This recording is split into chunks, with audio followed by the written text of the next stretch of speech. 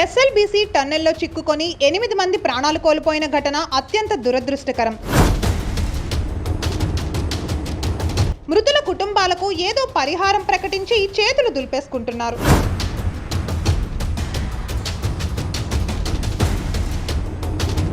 ఏదేమైనా తప్పు ఎవరిదైనా 8 మంది ప్రాణాలు మాత్రం నీటిలో కలిసిపోయాయి.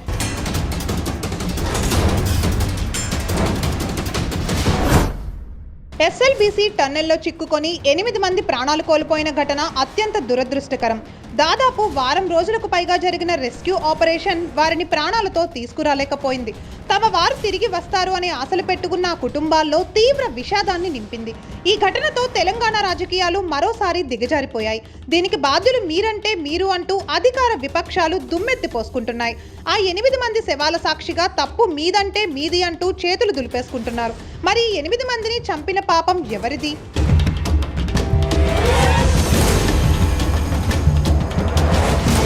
మొదటి నుంచి ఎస్ఎల్బీసీ టన్నెల్పై వ్యతిరేకత ఉన్న బీఆర్ఎస్ ప్రభుత్వం తొలుత దాన్ని 10 కిలోమీటర్ల మేర తవ్వించినా ఆ తర్వాత 5 ఏళ్ల పాటు దాన్ని పట్టించుకోనే లేదు.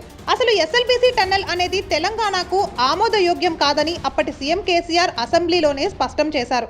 అయితే ప్రభుత్వం మారిన తర్వాత కాంగ్రెస్ సర్కార్ ఈ ప్రాజెక్టును ప్రతిష్టాత్మకంగా తీసుకొని పనులు మొదలుపెట్టింది.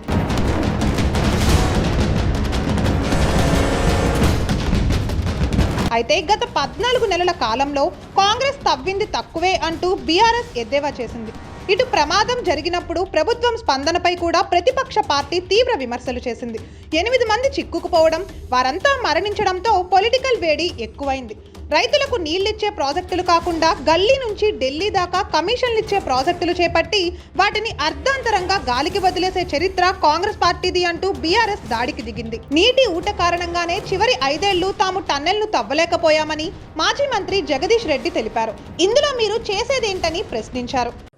మేము 5 సంవత్సరాలు ఆ నీళ్ళతోనే ఇబ్బంది పడ్డాం.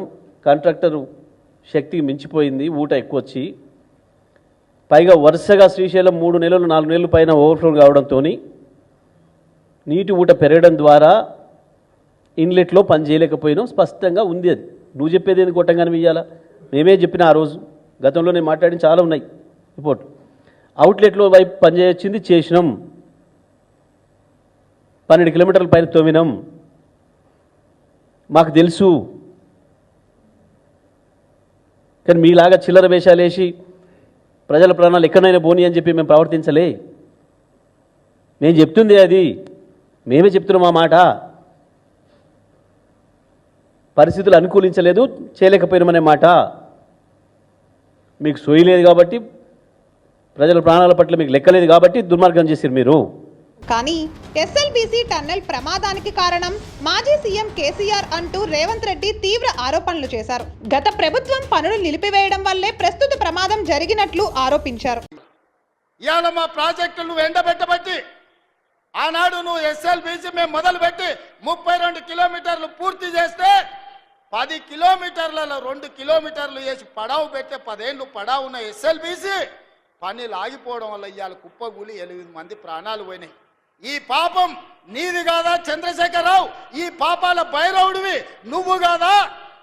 మా ప్రాణాలను, మా ఆస్తులను కొల్లగొట్టి ఇవాళ రాయలసీమకు నీళ్లు తరలించకపోతుంటే గుడ్లప్పగిచ్చి చూస్తున్నావు కదా. రాయలసీమకు నీళ్లు తరలించడానికి కారణం నువ్వు కాదా?